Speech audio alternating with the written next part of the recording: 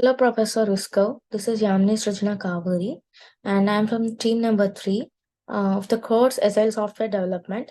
And today we are going to present about the Scrum method, which is an Agile framework methodology. Coming to this presentation, we are going to discuss about the following agenda.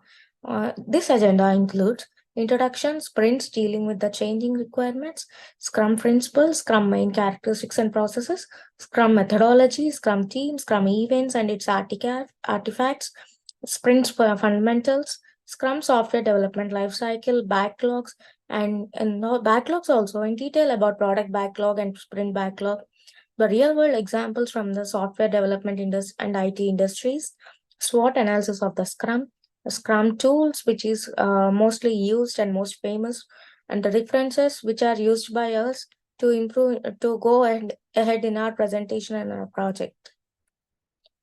Now let us discuss firstly what is Scrum. Introducing the Scrum, it is an agile project management framework that helps teams structure and manage their work through a set of values, principles, and practices.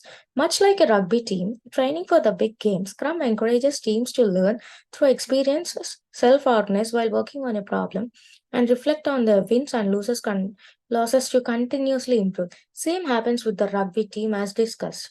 In this rugby team also, all the players will self-organize themselves and learn through their experiences by their losing in the game, and which ultimately results in their win on gaining their experience and working on a problem and solving it in an effective way. While the Scrum I'm talking about is the most frequently used by the software development teams. Its principles and lessons can be applied to all kinds of framework. This is one of the reasons Scrum is so popular. Often thought of as an agile project management framework, Scrum describes a set of meetings, tools, and roles that work team concept to help teams structure and manage the work more efficiently and effectively. Now let us discuss about the sprints. What are sprints? Sprints are nothing but the short delivery cycles.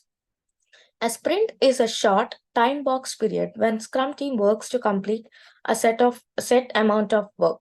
Sprints are at the very heart of Scrum and the agile methodologies, and getting sprints right will help your agile team ship better software with fewer headaches. Each sprint begins with a planning meeting. During the meeting, the product owner in the sense the person who is asking us to work, or the client and the development team agree upon exactly what work will be accomplished during that particular sprint. The development team has the final say when it comes to determining how much work can realistically be accomplished during the sprint, and the product owner has final say on what criteria need to be met for the work to be approved and accepted.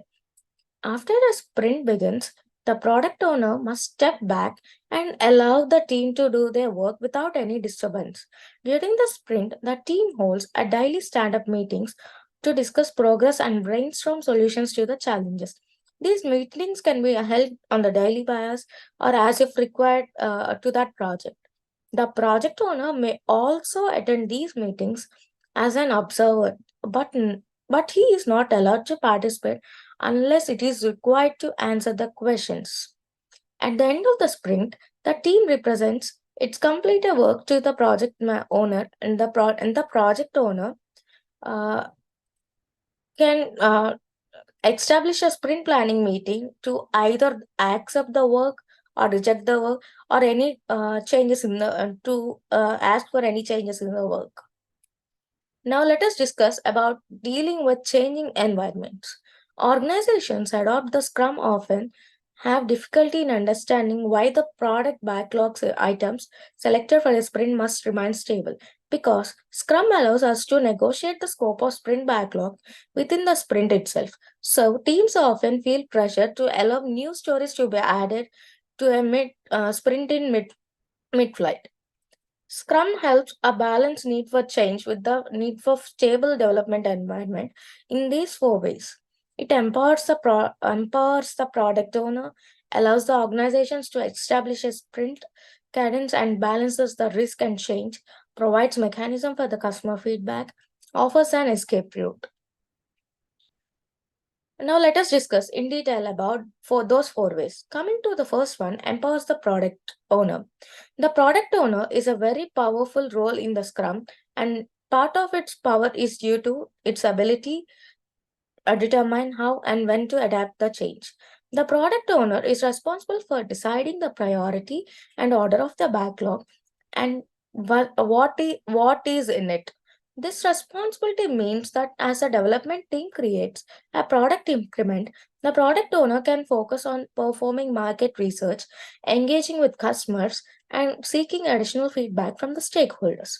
The product owner is the front line in harnessing the change for competitive advantage. So make sure you give the product owners the authority and autonomy to they need to maximize the value of the development team's work.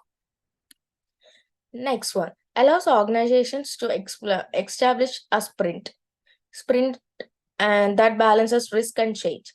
The Scrum Guide does not specify what length sprints must be, so except to say that they must be 1 month or less.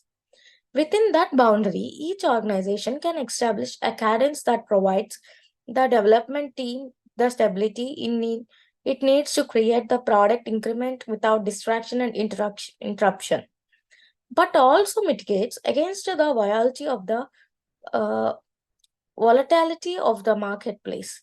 For environments in which the change is not as frequent, a 4 week sprint may work. However, if planning with a 1 month horizon isn't it feasible or it is too risky, the organization can opt for a shorter time frame. A good rule for thumb for sprint duration is to maximize length that organization can keep change out of a sprint. In your organization, choose the shortest responsible sprint long enough that the development team can create a product increment that adds values but short enough to allow for the timely feedback. Provides a mechanism for customer feedback.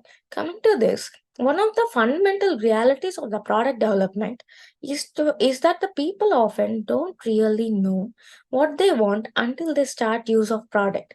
The sprint review provides regular opportunities for customers, stakeholders to evaluate what has been built so far and collaborate with the Scrum team to determine the most valuable thing to do next.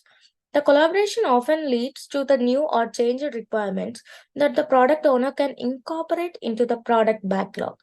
Scrum doesn't merely allow for changing requirements, it generates them. This is how harnesses the change of the customer's competitive advantage by encouraging the customer to collaborate with the Scrum team on changing direction. Maximize the value of your sprint reviews by making sure they go beyond mere demo to true feedback and collaboration events. And the fourth one is the offers an escape route. A competitor releases a product that makes that you are working on useless. A new regulation demands immediate attention.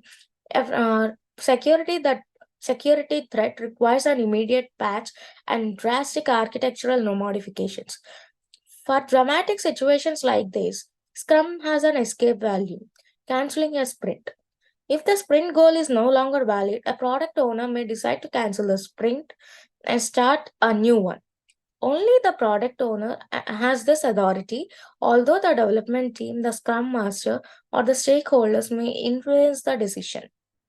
When a sprint is cancelled, any completed work is reviewed.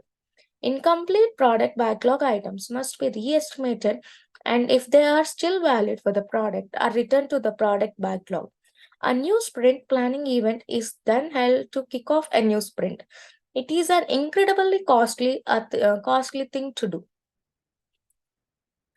Now, let us discuss welcoming the changing requirements at the right time.